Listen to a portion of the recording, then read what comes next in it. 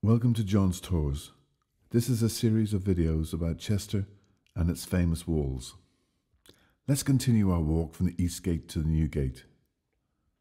Between 1702 to 8, the whole of the walls were converted to a raised walkway. Just before we come to the Newgate, we come upon Thimbleby's Tower. It was named after Sir Richard Thimbleby of Hilbre Island. The tower dates from the 13th century, but was partially demolished during the Civil War by guns of the parliamentarians based at St. John's Church. The tower that we see today was modified and altered in the mid-1990s. Further along we see on our left-hand side the foundations of the old Roman tower that marked the southeast corner of the Roman fortress. This tower supported a rock-throwing ballista. The Roman military architects at the time decreed that the towers should be round to deflect missiles and battering rams, and those towers to be replaced within bow shot of each other. It may look as if the tower was built outside the city walls. However, with the centuries of wall rebuilding, the present wall has moved backwards. Our next gate, on the left-hand side, is the Wolf Gate, sometimes called the Pepper Gate. The name of the Pepper Gate, we believe, is where the merchants used to practice their trade of selling spices from this area. The Wolf Gate was originally built to give access to St. John's Church. It was similar to a postern gate. Now, a postern gate is a secondary gate in a city wall, often located in a concealed location that allowed occupants to come and go inconspicuously. The Wolf Gate that we see below was built in the 17th century.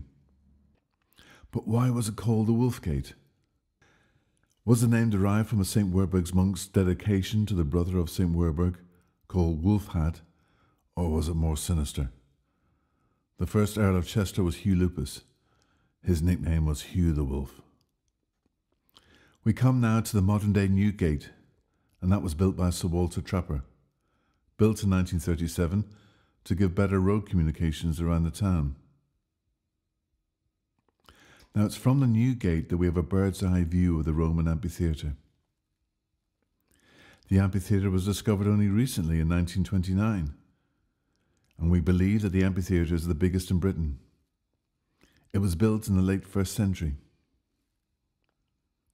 The amphitheatre was over 40 feet in height, built in a near oval shape, and sat around 7,000 to 8,000. The outer walls were 9 foot thick, and there was a complex layer of dungeons and stores. During excavation, they found many chicken bones and pots, and perhaps this indicated one of the very first food-and-go operations. As we step down from the Newgate Bridge onto the walls, we have another great view on the left-hand side of the Roman Gardens. The Roman Gardens were built in 1949 as Chester's contribution for the Festival of Britain celebration. The garden has been set out with Roman artifacts found throughout Chester and then reassembled here.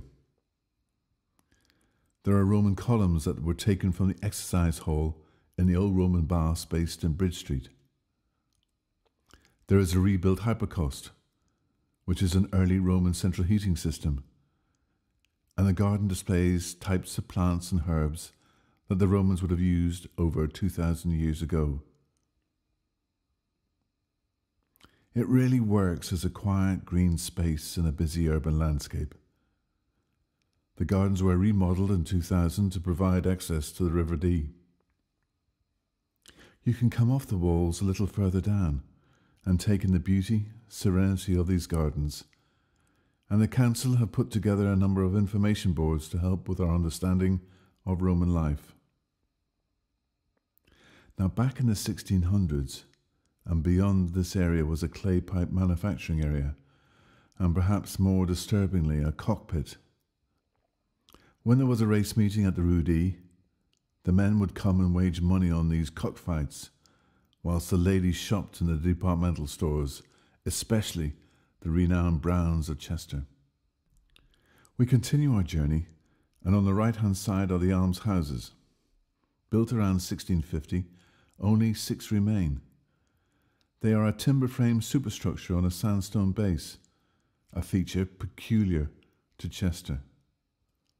Look at the height of the doorways.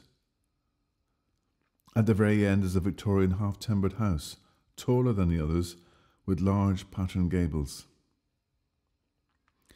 Now, to be a resident of the original almshouses, you had to be over 55. Loyal members of the Church of England. They had to be, and I quote, decayed and impotent, and not guilty of any gross sins and vices, such as adultery, fornication, drunkenness and swearing. Let's continue our walk, and we come to a wider part of the walls, which was once Barnaby's Tower. It was built in the 13th century. In the Civil War, it was converted into a gun battery, but it became badly damaged. The tower was removed in the early 19th century. Today, it is now a great vantage point where we can have a good view of the River Dee. On the other side of the river, we see a neoclassical building called Churchill House. This was built in 1938-9. It was the headquarters of the Army's Western Command. The leaders of World War II met here, that is, Eisenhower, de Gaulle and Churchill. And they met here in 1943 and 1944, perhaps to plan the D-Day landings. In front of us is the Wishing Steps, built in 1785, and they link the different levels of the east and south walls. These steps are arranged in steps of 3. Legend has it that if you run up and down the steps and up again whilst holding your breath, your wish will come true. Now, if you don't fancy these steps, there is another level walkway here. We'll now continue our way to the Old Dee Bridge.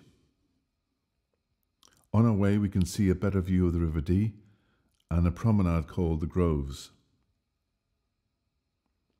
The Groves were laid out in 2 stages, first in the early 18th century, and the area nearest the Old Dee Bridge by Alderman Charles Brown, of the famous Brown departmental stores.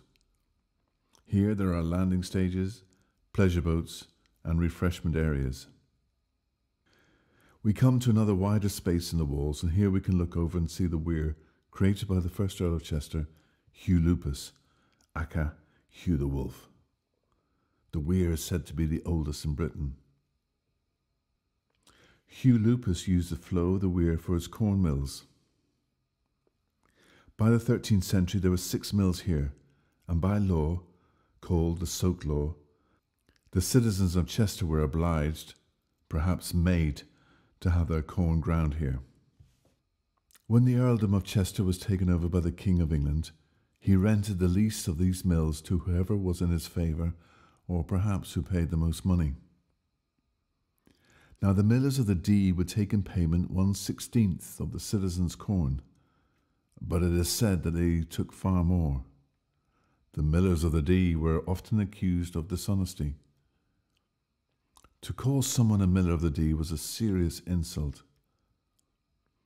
The value of the mills entered local folklore in the form of a Chester proverb, and I quote, "If I had the rent of Dee mills, thou wouldn't be able to spend it." Let's turn our attention to the Old Dee Bridge. Built in the late 1380s, it is one of the major buildings in Chester. Built nearly, we believe, by the old Roman bridge, the previous bridges had been built of timber and had been washed away by the flooding of the river or high tides. The bridge is made of local red sandstone with 7 arches of various widths. The 6th arch is where the massive gatehouse used to be. The short stone arch nearest Hambridge is where the medieval drawbridge.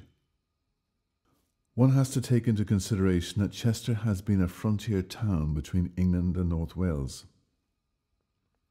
It was here, over this bridge, that many a battle was fought between the Welsh and the English. It was the major entrance into Wales or England, and strategically it can be called as a military choke point. It was over this bridge that King Charles escaped from Chester to the royalist North Wales after his defeat at the Battle of Royton Moor. Thank you for watching John's Tours, and if you'd like to know more about my tours, please check out my website at www.johnstours.co.uk. Thank you.